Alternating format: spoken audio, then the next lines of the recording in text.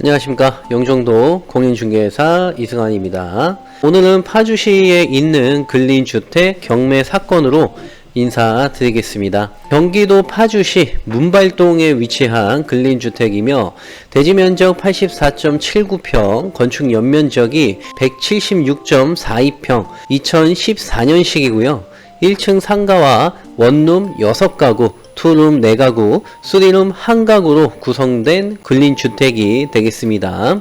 자, 이번 근린주택은 월 수익 약 727만원 정도가 나오는 무시무시한 녀석인데요. 이 무시무시한 만큼 주의할 점도 무시 못하는 건축물이기 때문에 이번 근린주택에 관심이 있으신 분들은 집중하시면 좋을 것 같습니다. 이번 2025년부터는 카페를 개설해서 운영을 하게 되었습니다. 가입 방식은요, 이 네이버 홈페이지에서 카페로 들어가세요. 네이버 카페로 들어가신 후에 검색창에 금손 경매라고 조회를 합니다. 카페명으로 검색하면 이 메인 창이 이렇게 보이거든요. 들어오셔서 가입을 진행하시면 되는데, 자, 카페 안으로 들어오게 되면 여기 가입 인사가 있습니다. 가입 인사란에 들어오셔서 가입 인사와 댓글 1개를 남겨주시면 자동 등업이 되기 때문에 참고하셔서 가입 진행하시면 될 것 같습니다. 자, 카페를 운영하게 된 이유 중에 하나는 경매 물건은 많은데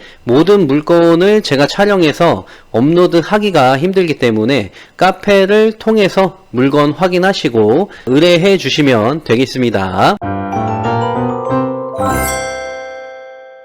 설명 들어가겠습니다. 2024 타경 3462번이 되겠고요. 고양 지원해서 진행하고 매각기일은 3월 4일이 되겠습니다.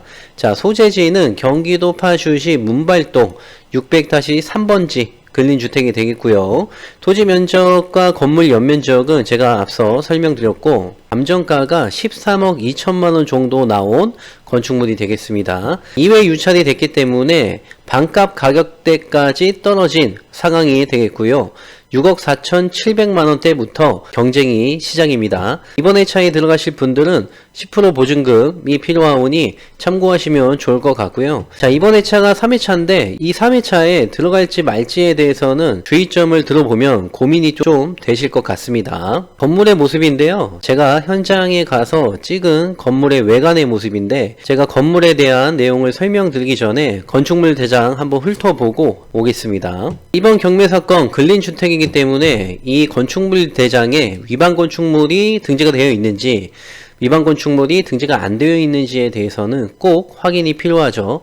대출 부분도 그렇고 또 이행 강제금도 확인을 해야 되기 때문에 이 부분은 꼭 확인을 하셔야 합니다. 건축물 대장이 되겠고요. 지금 현재 5가구를 허가를 받아서 건축을 한 케이스가 되겠고 사용 승인일은 2014년 5월 7일이 되겠습니다. 위반된 내용이 적발이 언제 되었냐면 2015년 1월달 정도에 되었거든요.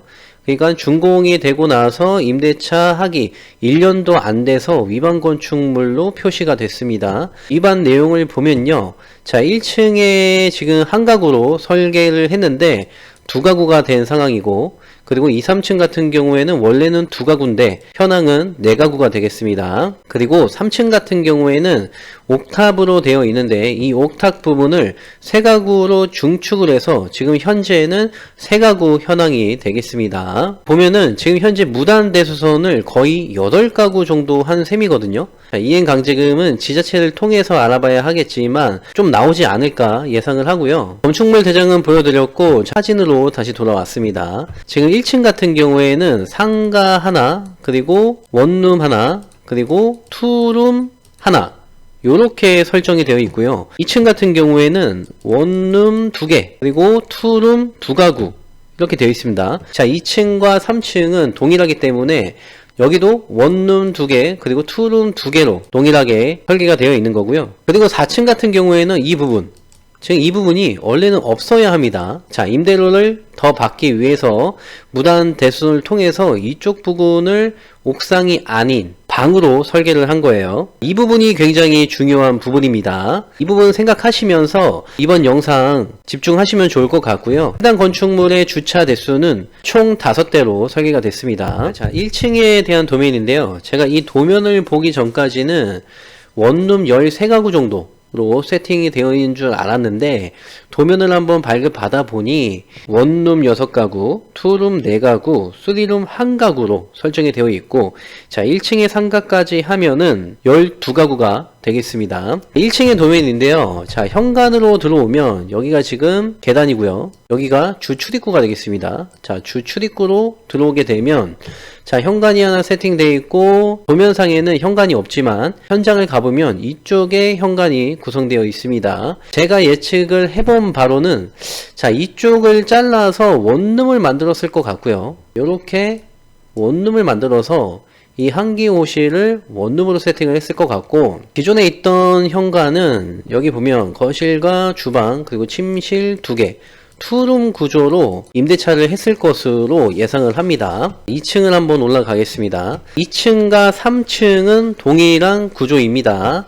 자, 도면상은 현관이 2개가 되어 있는데, 자, 현황상 가보면 현관이 요쪽에 하나, 요쪽에 하나 구성이 됐고요.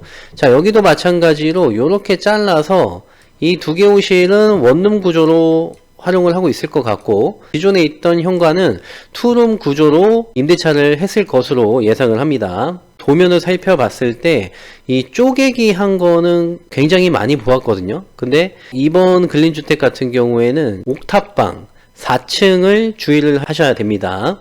자, 4층으로 한번 올라가 볼게요. 도면상으로는 여기 무슨 아스팔트 싱글 이렇게 되어 있고, 여기는 옥상으로 구성이 된 겁니다. 자, 옥상으로 구성이 됐는데 현장에 가보시면 현관이 어떻게 되어 있냐면은 이 문은 그대로 살렸어요. 이 문은 그대로 살렸고 이쪽에다가 문을 하나 만들었습니다. 제가 봤을 때 4층이 지금 현재 문이 요렇게 되어 있는 거고 이쪽이 비어 있는 거예요.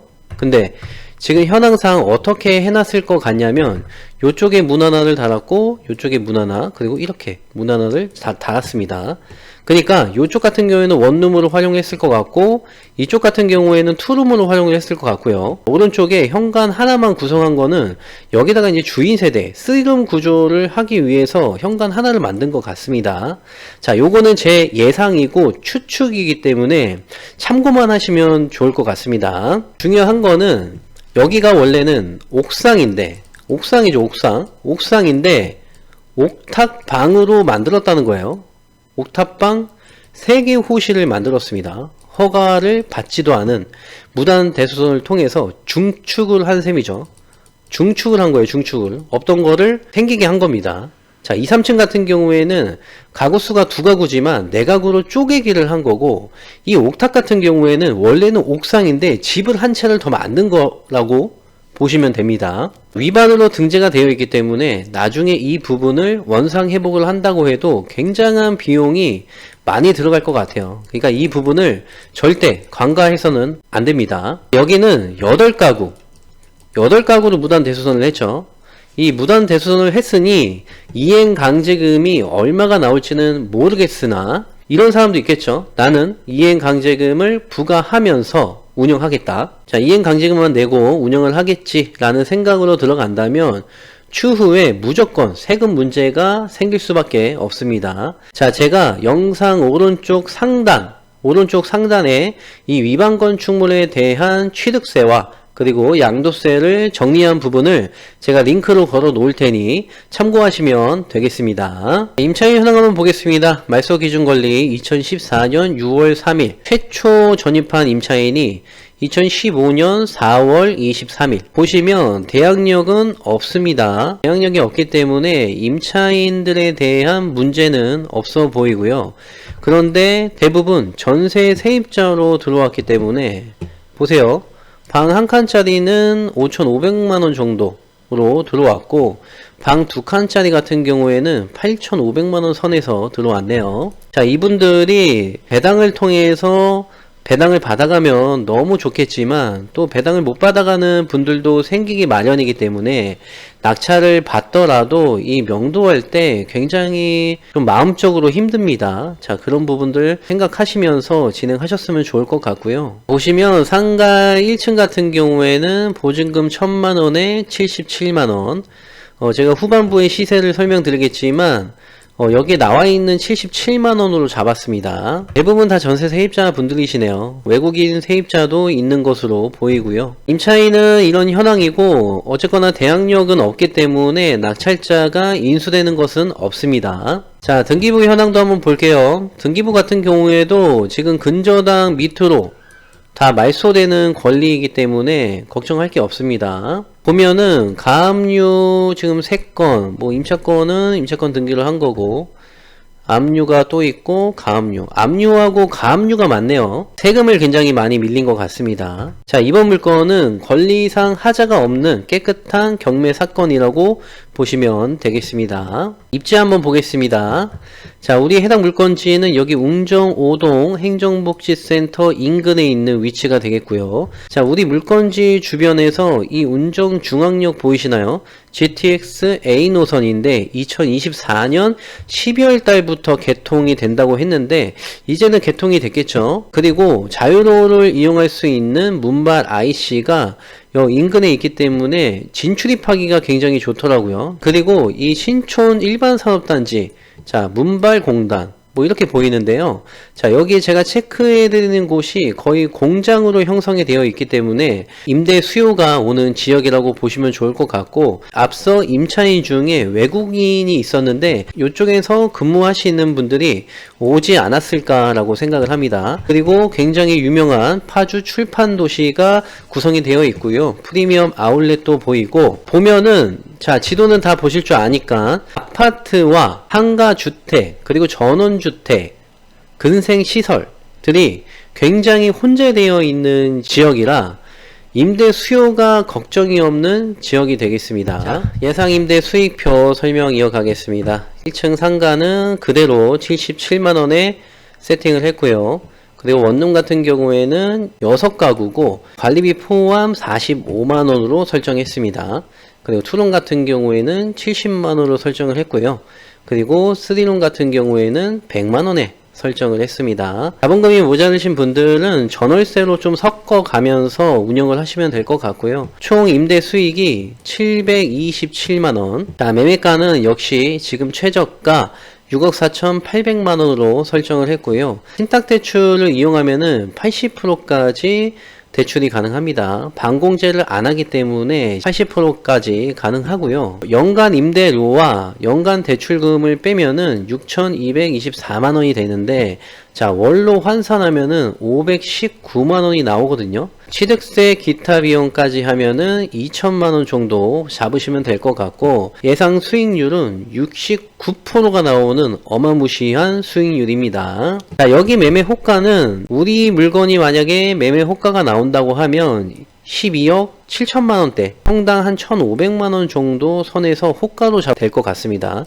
자, 요거는 호가예요, 호가. 실거래가가 아닙니다. 최근에 실거래 내역을 한번 보니까 11억에 거래가 된 내역이 있거든요. 여기도 평당 1,500만원 정도의 거래가 됐는데, 디스코어 사이트를 좀 보다 보면은 평당 1,500만원 정도는 좀 받기 힘들 것 같고요. 자, 이번 물건 같은 경우에는 실투자금, 보증금 포함해서 2억 2,600만원 정도가 필요한 건축물이 되겠고, 자, 여기 보증금 포함이에요. 나중에 임대차를 하면은 5,800만원 정도가 생기기 때문에, 자, 여기서 약 5천만원 정도만 빼면은 거의 1억 중후반 정도의 실투자가 가능한 건축물이라고 보시면 됩니다. 이번 근린주택 체크포인트 말씀드리겠습니다. 첫 번째, 이행강제금 확인을 하셔야 하고요. 자, 이 근린주택은 8가구나 무단 대수선을 했기 때문에 이행강제금은 꼭 확인해야 합니다. 자, 어떤 데는 많게는 3천만원까지 부과되는 지역도 있고요. 웬만해서는 1,000만원 이내로 부과되는 거를 많이 봤는데, 자, 3천만원도 부과될 수 있으니 꼭 지자체를 통해서 확인을 해야 합니다. 그리고 이행강제금이 2019년 전 이전에 적발이 됐으면 5회만 부과되면 끝난다 라고 알고 계신 분들이 많은데, 자, 건축면적 85제곱미터 초과되는 건물들은 원상 회복할 때까지 부과가 됩니다. 자, 이 부분 놓치시면 안 돼요. 두 번째, 취득세 별도 부과. 앞서 말씀드렸듯이 세금 부분이 이제 세금 폭탄이 나올 수도 있다고 말씀드렸는데, 위반 건축물로 등재된 건축물은 취득할 때 취득세 내는 거 말고 별도로 그 위반에 대한 면적에 대해서 취득세가 별도로 나옵니다. 자, 위반 면적에 대해서만 4.4% 또는 4.6%가 나오기 때문에 이 부분도 놓치시면 안 되고요. 자, 세 번째, 옥탑방 양도세 주의입니다. 임대차 할 때는 좋겠죠. 추후에 되팔 때가 문제입니다. 세법에서 보는 주택은 옥탑방을 주택으로 간주를 할 수 있기 때문에 다주택자가 되는 순간 비과세를 받을 수 있는 걸 못 받는 부분이 생기는 거예요. 그렇기 때문에 이 부분 꼭 주의를 하셔서 입찰 들어가시기를 바랍니다. 자, 제 생각인데 이번 근린주택은 옥탑방만 중축을 안 했더라면 좋았을 것 같습니다. 뭐 대부분 쪼개기는 다 하니까요. 자, 추후에 철거를 하려고 해도 비용을 무시를 못하기 때문에 옥탑방을 중축한 게 제가 봤을 땐 너무 아쉬운 부분이고요. 그리고 임대료를 더 받기 위한 수단으로 중축했겠지만 너무 소유자의 욕심이 아닌가 생각이 듭니다. 자, 이번 회차에 낙찰이 될지 아니면 한 번 더 유찰이 될지는 모르겠으나 이런 부분들을 알고 진행한 것과 모르고 진행한 것은 나중에 큰 차이가 나기 때문에 이번 영상 참고하시면 좋을 것 같고요. 저희 금손부동산은 대리 입찰과 권리분석 그리고 임도 업무까지 원스톱으로 진행을 도와드리고 있기 때문에 도움이 필요하신 분들은 언제든지 연락 주시기 바랍니다.